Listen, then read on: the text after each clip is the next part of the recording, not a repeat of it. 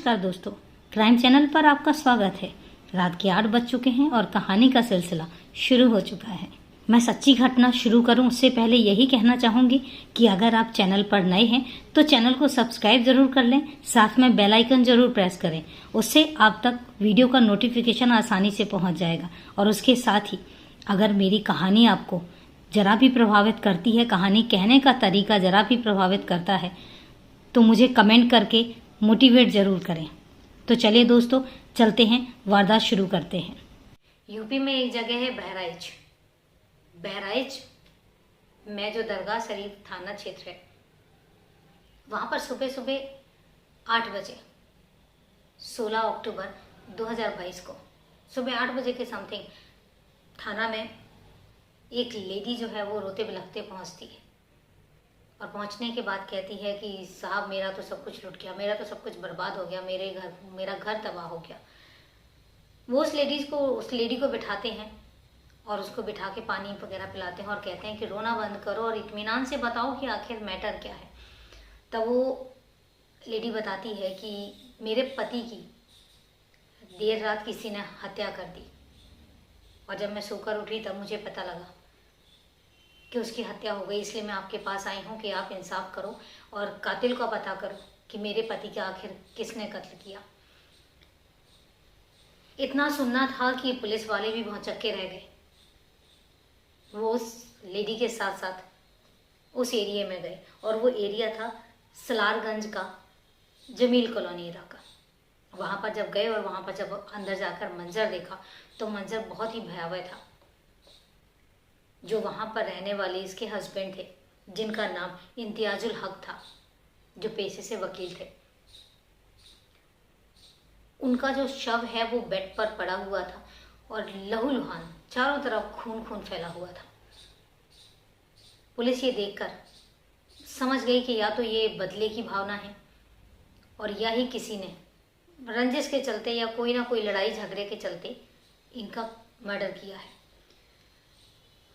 Police साथ के साथ ही सीनियर ऑफिसर्स को फ़ोन करती है और फॉरेंसिक वालों को बुलाती है। फॉरेंसिक वाले आते हैं, डॉग स्क्वाड वाले आते हैं और जो कत्ल है उसकी तहकीकात करनी शुरू कर देते हैं। लेकिन पुलिस वालों को यहाँ पर एक बात खटक रही थी। जब उन्होंने उस लेडी से पूछा, जो कि लेडी का नाम नुसरत जहाँ था, जब नुसरत से पूछा कि आखिर मैटर क्या था, तो उसने बताया कि साहब मुझे नहीं पता, देर रात को हम लोग सो चुके थे और जैसे ही मेरी सुबह आँख खुलती है तो मैं देखती हूँ कि मेरे पति जो हैं वो खून से लथपथ पड़े हुए हैं। तो वो पूछते हैं कि तुम कहाँ पर सोई थी? तो वो बताती है कि हम एक ही बेड पर सोए हुए थे।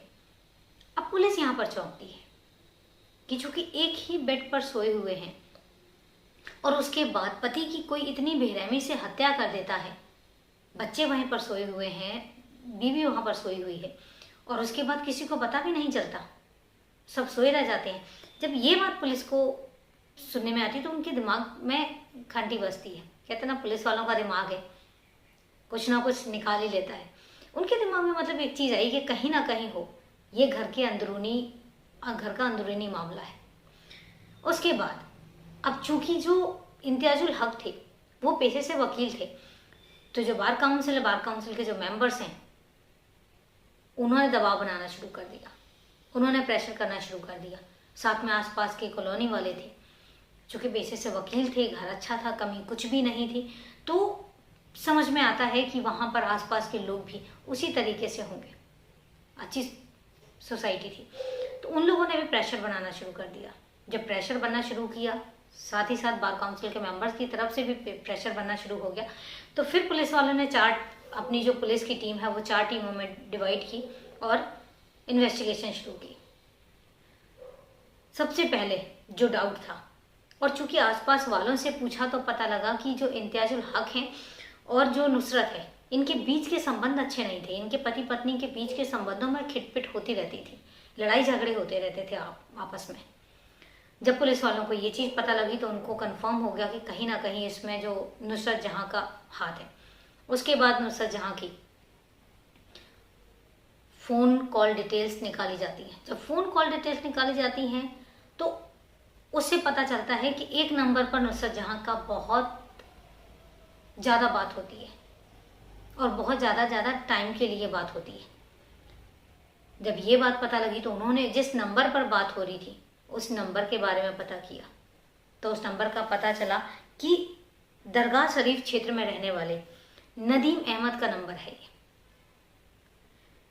जब ये बात पता लगती है और उसके बाद उन्होंने जब वो कॉल रिकॉर्डिंग सुनी, तो कॉल रिकॉर्डिंग सुनने के बाद वो कंफर्म हो गया कि इसमें नुसरत जहाँ का हाथ है और साथ ही इस नदीम अहमद का हाथ है। और उसके बाद देर रात उसी 17 अक्टूबर को वो नदीम अहमद को दबोच लेते हैं। जब नदीम अहमद को पकड़ते हैं और उससे कड़ाई से पूछताछ की जाती है, तब पता चलता है कि नदीम अहमद बताता है कि उसने और उसके दोस्त ने मिलकर, उसका दोस्त है इमाम दाऊद ने मिलकर इम्तियाजुल हक का मर्डर किया है।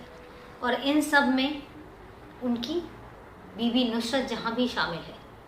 जब ये चीज़ पुलिस सुनती है, पुलिस को पहले से भी शक था, और जब ये बात सुनती है तो पुलिस उसी 17 अक्टूबर को ही देर रात जो इमाम दाऊद है उसको और नुसरत जहाँ, तीनों को गिरफ्तार करती है।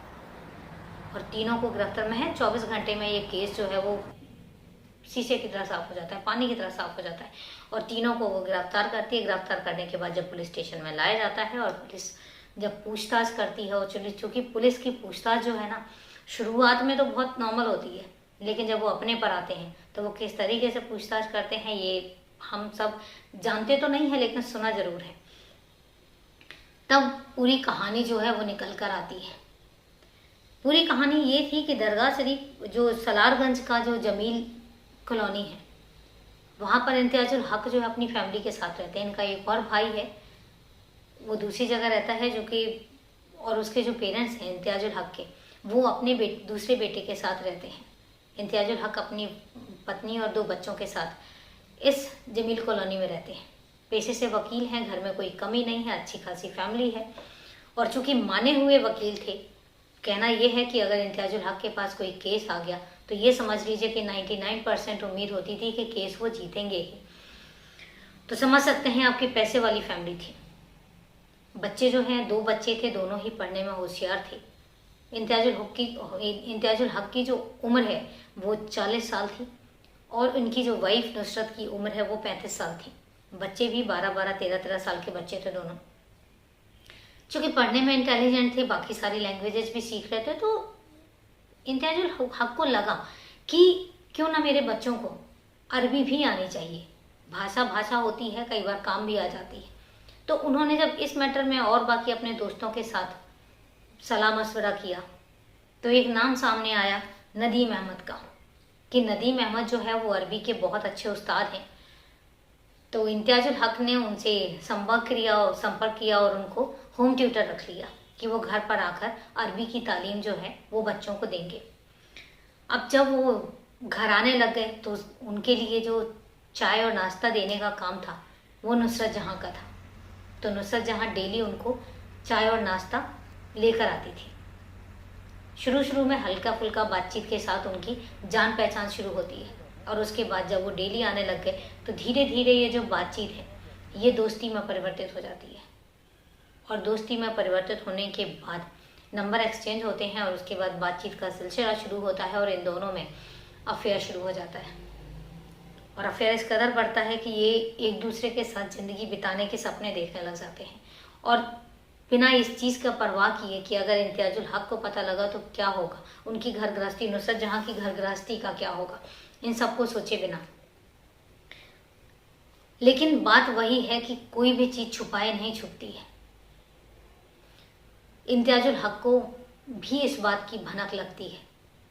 जब उसको इस बात की भनक लगती है तो उनके घर में आए दिन झगड़ा शुरू हो जाता है। नुसरत जहाँ अपने आप को कहती है कि वो बेकसूर है, उनके बीच में ऐसा कुछ भी नहीं है, लेकिन वही बात है कि जब कॉल रिकॉर्ड्स होती हैं, बार बार कॉल्स होती हैं, तो उन सब चीज़ों के बारे में आप जस्टिफाई नहीं कर सकते। नुसरत जहाँ कितना जस्टिफाई करती, और इम्तियाजुल हक जो है वो मानने के लिए तैयार नहीं थे। जब ये चीज़ें उनके घर में ज़्यादा बढ़ने लग गई लड़ाई झगड़े ज़्यादा बढ़ने लग गए तो एक बार नुसरत जहाँ ने नदीम अहमद से कहा कि मुझे नहीं पता, कोई ना कोई समाधान निकालो, क्योंकि मैं ये रोज़ रोज़ की लड़ाई झगड़ों से तंग आ चुकी हूँ।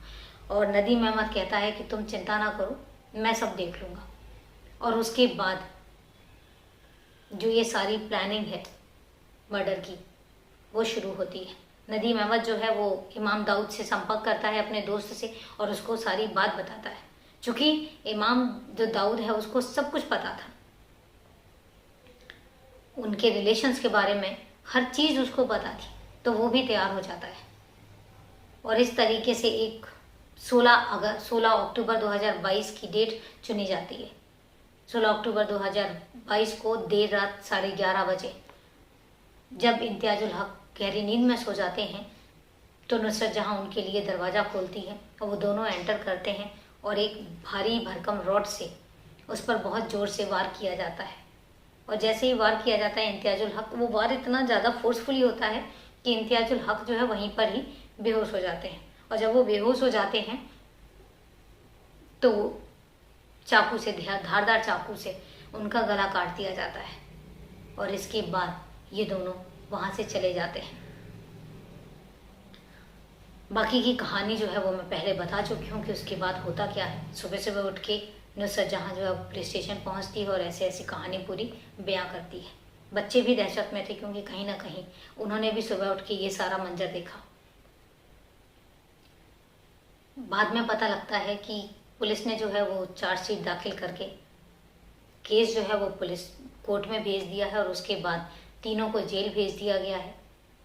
बच्चों की जो कस्टडी है वो उनके चाचा चाची और दादा दादी के पास है।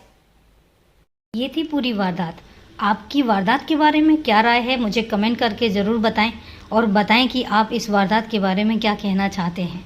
तो चलिए दोस्तों, मिलते हैं फिर कल एक नई कहानी के साथ, एक नई सच्ची घटना के साथ। तब तक नमस्कार, जय हिंद, सेफ रहें, सुरक्षित रहें।